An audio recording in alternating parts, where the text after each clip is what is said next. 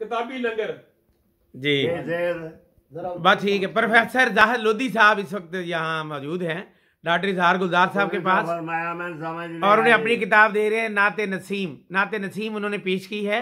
ये इनका नया नातिया मजमूआ आया है, नाते नसीम। इसमें से डॉक्टर इजहार गुलजार साहब एक शेर पढ़ के सुनाएंगे, एक दो शेर पढ़े सर।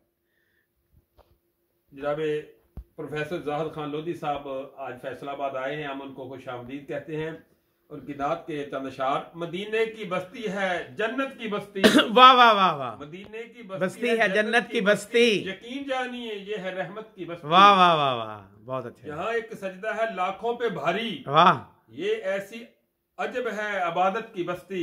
बहुत अच्छे। निशान नफरत और दुश्मनी का नहीं है, ये है सर से पाता मोहब्बत की बस्ती। वाह वाह। रहमत आलमी का है रोजा, है अर्शे बरी जैसी अजमत की बस्ती।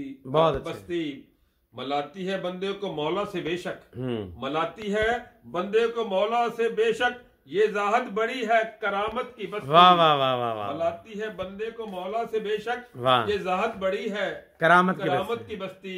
मदीने की बस्ती है जन्नत की बस्ती, यकीन जानिए ये है रहमत की बस्ती।